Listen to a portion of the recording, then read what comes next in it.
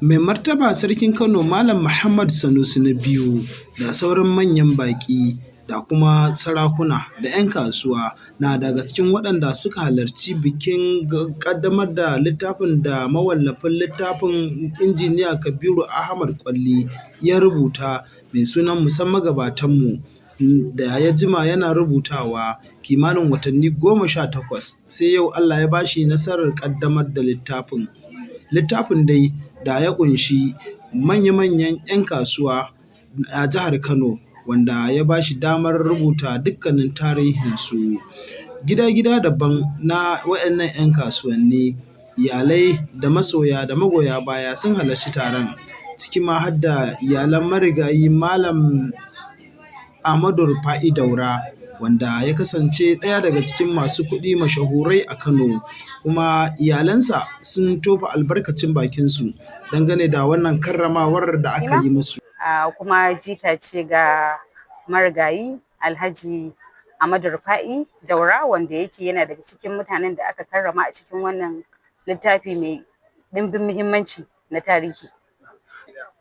To abin da zan ce shine kawai sai dai mu ce alhamdulillahi da Allah ya albarkace mu da irin waɗannan mutane masu aminci, masu mutunci, masu nagarta da suka bar tarihi wanda rasuwarsu zai kai wasu kusan shekaru 50, amma a tuno ka a karrama ka ba karamin abu ne na alfahari ba ga dukkan wani wanda ya san mutuncin kanshi kuma ya fito daga Kano ko daga wata ƙasar Hausa dai da waɗannan mutane suka taka rawa.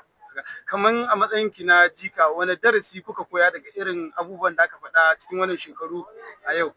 To gaskiya da na tsaya da akwai shi Professor Satitima wanda ina ganin gaskiya ban gama magana da shi ba, dole zan ƙara samun lokaci in zauna don ƙara fahimta da koyon wasu abubuwa kuma darasin da muka koya suna da ɗimbin yawa, amma wani a ciki shine na cewar duk inda kai abin kirki to ka za ka tsince shi.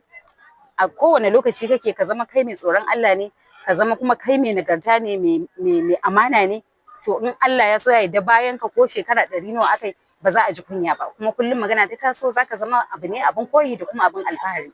A ƙarshe wannan taro da aka yi, me baki sha'awa ne a cikin sa? Abin da ya bani sha'awa shine kaga wato shi Injiniya Kabiru Kwalli ba karamin taka rawa ba, mutane suna yin abubuwa don neman kuɗi, don neman suna, amma shi bayan Allah da ba a ma tuna su sosai kuma sun taka rawa, su ya tsatsamo wanda ba mu saba ganin haka ba gaskiya a tsarin tarihi ma. Zaka gani mutane kawai wanda za su mori abu za a zo a samu wani mai kuɗi a ce an yi magana baban shi ko ba kowa bane kuma baban nashi, saboda haka shine babban abin da ya ƙayatar da ni da wannan taro. Musulmi baki daya a ƙasar nan. To al'ummar musulmi baki daya abin da zan shawarce su da shi shine a ko ina suke su ji tsoron Allah, su zama mutane masu aminci da nagarta yanda za su bar abin koyi ga 'ya'yansu da jikokinsu da ma wasu da za su zo daga baya shekaru da yawa bayan sun tafi, domin kar su bar musu abin kunya kuma a sami tsabtatacce al'umma in Allah ya.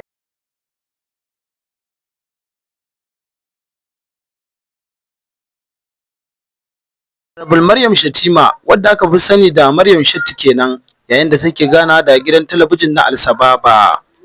Mahaifiya ga Maryam Shatti, Hajiya Aishatu Ahmad Rufa'i Daura, ita ma ta tofa albarkacin bakinta, ta ce ba za ta manta da wannan rana ba, kuma ta yi kira ga al'ummar duniya da su kasance masu faɗar gaskiya da riƙon amana. Tafe shi, kowa ya yi abin kirki ai kansa yawa kuma ya yi wa al'ummar musulunci. Alhamdulillahi, duk abin da ka yi yana da kyau, ka mai da hankali ka yi abu mai kyau wanda za ka taimaki 'yan uwanka kuma ka zama wani abu a rayuwarka.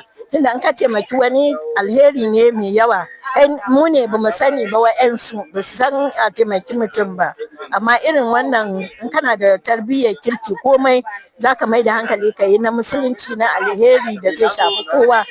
In ka taimaka ka taimaki kowa abu ya zame maka alheri har abada. Allah ya ba mu sa'a.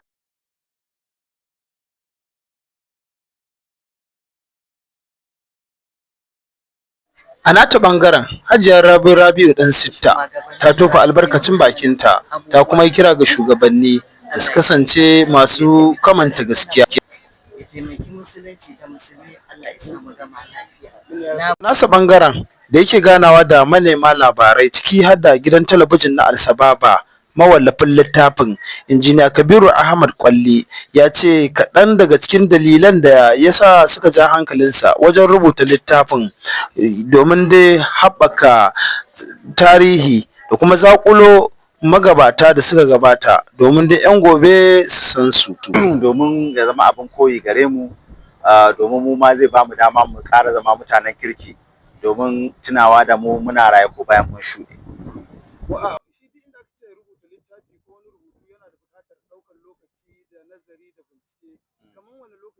Injiniya Kabiru Ahmad Kwalli ya bayyana tsawon lokacin da littafin ya ɗauke shi kafin kammalawa har zuwa wannan lokacin. Mutum 24 ne za ku ga su can a cikin bana an Kabiru. Wani salo kai amfani da shi? Salo ne daban-daban ta hanyar duba da irin nasaba, haihuwa, dangantaka da dai abubuwan da aikin gwamnati, dai abubuwan da mutum ya a rayuwa da zakulo, saboda salo ne ma da na ɗauke shi wanda ba dukkan marubuta ne suka yi da irin wannan salon ba gaskiya.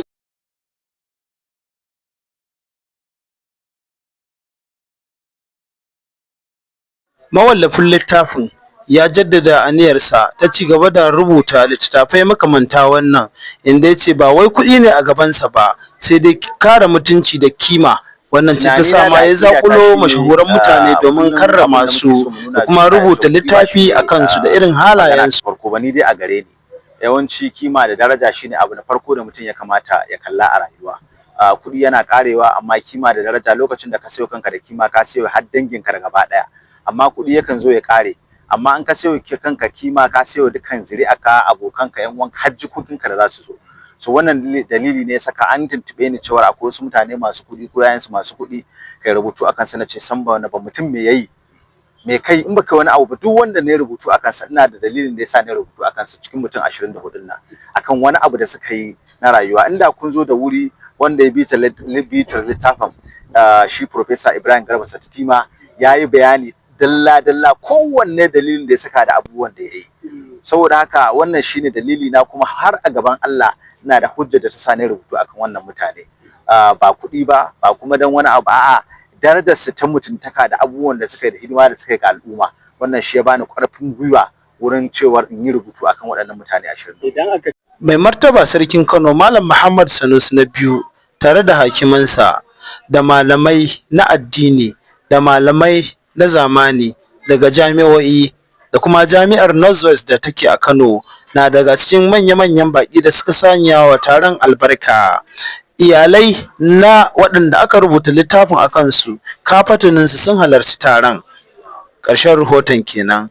Abubakar Muhammad, sashen Hausa, AL-SABABA TV daga Kano a Najeriya.